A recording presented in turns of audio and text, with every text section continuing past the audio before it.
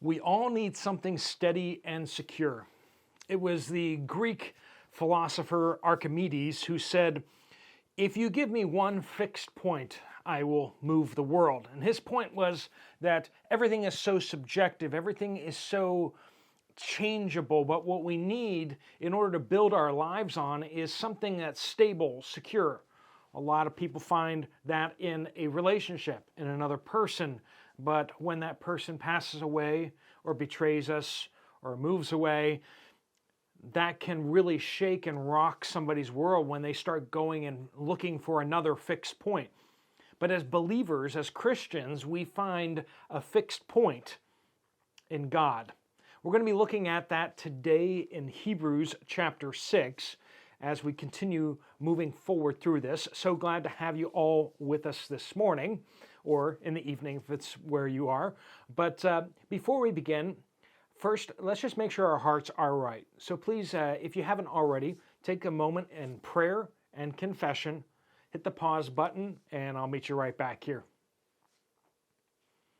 All right, folks, we are picking up in Hebrews chapter 6, starting in verse 19, the very end of the chapter here. We've been talking about the promises of God to Abraham. We say promises, or you could just say it's the promise of God to Abraham, because they are very much bundled together. In that promise, we find that God was promising based on himself. He made the oath by himself. And so when we come to verse 19, it says this: "We have this hope as an anchor for the soul, firm and secure. It enters the inner sanctuary behind the curtain. Jesus has entered there on our behalf as a forerunner, because he has become a high priest forever according to the order of Melchizedek." Now we're going to be entering into a conversation, an extended conversation in the next number of days on the topic of Melchizedek and the order of Melchizedek. We won't jump into that all today. We will talk a little bit very briefly about that, but we will talk much more about that in chapter 7 as he goes in depth about this. But our point here is that we do need this anchor for our soul. What is going to stay the same? What is something stable that gives sense and order to the world? And naturally, of course, this passage doesn't explicitly say what that hope is. We have this hope. Okay, so what was he talking about? Before, in verse 18, "Seize the hope set before us." And it's talking about God cannot lie. But then it points back essentially to the promise of God to Abraham. And so we find that this hope is God's promise, or ultimately God's character. God is unchanging. So that, verse 18, "so that through two unchangeable things in which it is impossible for God to lie." Our hope, our fixed point, is the unchangeableness of God. And we have this anchor in the Holy of Holies, in the sanctuary, as it says, the inner sanctuary, behind the curtain. The Old Testament tabernacle and the Old Testament temple had this inner room, and then there was an outer room on that. And in the outer room, only the priests could enter. The inner room, only the high priest could enter once per year to offer sacrifice for himself and for the people, right? So if you were a Jewish man, you could go into the courtyard, but you could not go into the outer room. You could definitely not go to the inner room. And so we have Jesus entering into the inner room. Well, Jesus isn't a priest. Jesus isn't a high priest. How could he go into the inner room? He could, because he was of the order of Melchizedek. And you go, what? Who was Melchizedek? And we're going to dive into him more He's this guy in the Old Testament that springs out of nowhere, and the Bible calls him a priest to God. You just say, like, who is this guy? He comes wandering in onto the scene, meets with Abraham. Abraham's like, hey, you're a priest. Gives him 10% of all he has.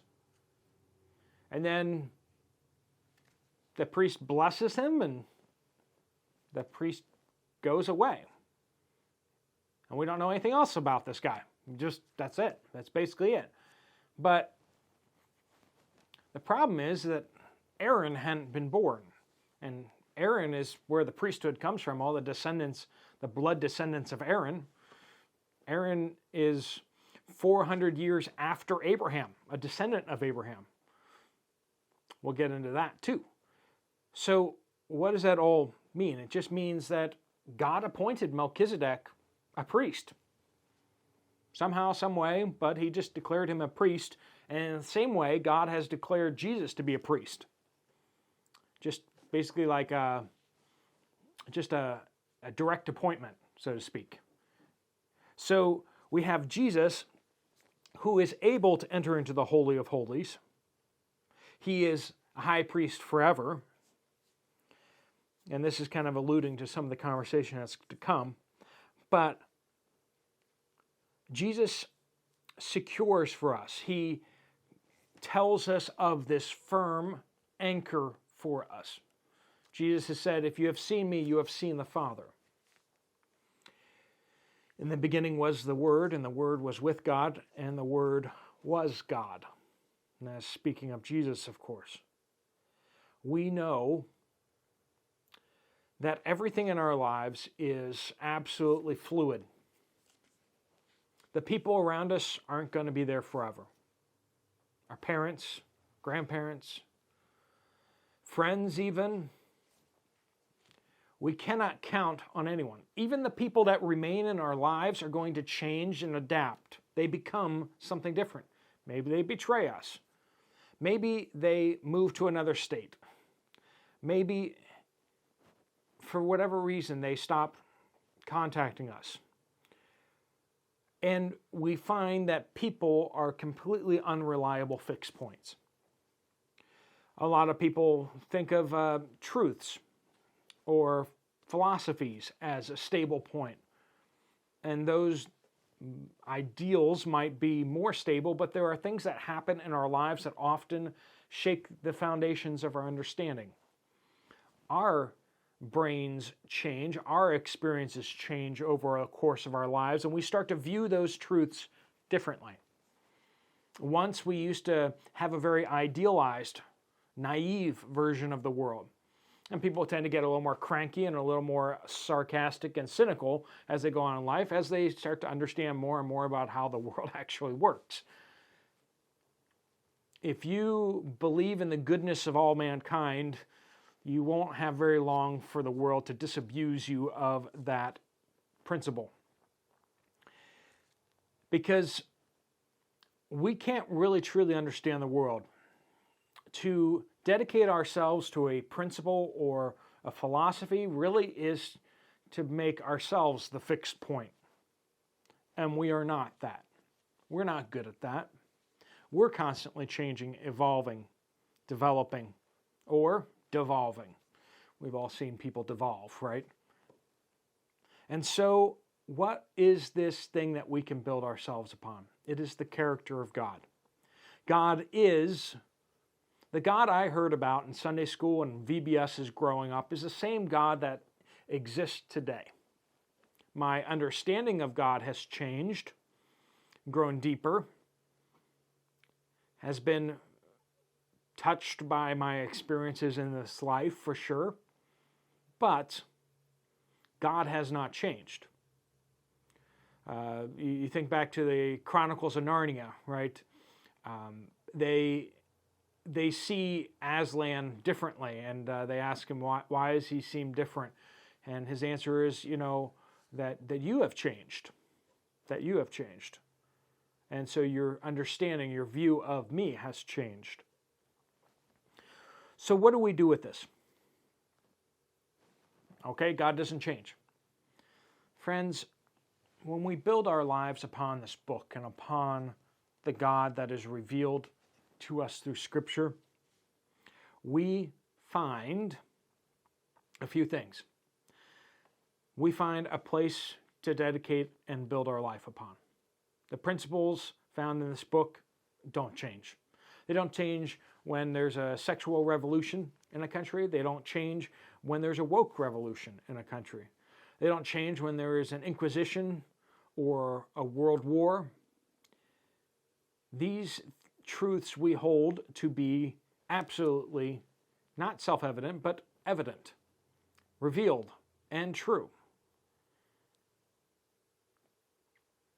God doesn't change. That should really, truly be something that impacts us deeply. And the more you think about that, the more you meditate on that, I think you'll find the more important and impactful that is.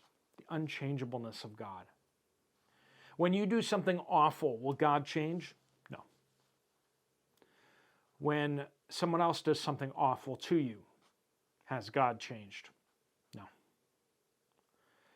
When the world goes into absolute chaos, which it does sometimes, whether that's just in your life or the whole world, God doesn't change. Will we find Him? And can we build our lives upon Him? That's the choice of our lives.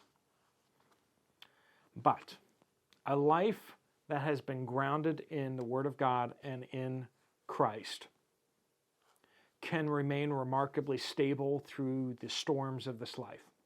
That's one of the greatest testimonies we can give to others, is that when the trials come, when the dark times come, we do not deviate. We're the same person. Countless people will have come to Christ because they have seen a righteous person walk through a very difficult storm. And they ask themselves, how can that person be so calm? How can that person still believe in God? How can that person still be concerned and loving others when they're going through such hard times themselves? Let us be these people who have this fixed point. It's really a superhero's power, a superhuman power to have a fixed point. Where everyone else is kind of squishing and sliding around in a swamp, we're standing on firm ground. We can help other people out of the swamp, but if you don't have that fixed point, if you don't have something firm in your life, everything, it will always be such a struggle. Let me pray a prayer of blessing over you before you head out today. Lord God, I pray that you would help us to find in you your unchangeableness. And Lord, I pray that as everything else in our lives changes and shakes and falls away, Lord, that we would be firm and immovable as well. That you would be our firm foundation, our sure cornerstone, our tower in times of trouble. Lord, that you would be our anchor that holds us fast when the winds come and when the waters rise. Lord, that we would be found stable and firm in you. Lord, I pray that you give peace to each person watching this video, and that you would help us to be that anchor and pointing others to your firm foundation. Lord, we pray all these things in Jesus' powerful name. Amen. Thanks so much for being with us. Tomorrow we are jumping in to Hebrews chapter 7. Buckle your seatbelts because we got a wild ride reading through what happened in the Old Testament and how that points to Jesus. If you have some time, you want to check out some other Bible studies, there's a couple right here on the screen. Please do try to use the playlists. If you are not watching like this one, which is coming out live, if you're not watching this live, you want to probably use the playlist because it'll make it a lot easier on you to kind of keep track with watching the next one in each series. All right, folks, thank you so much for being a part of this. God bless you all. I'll see you later.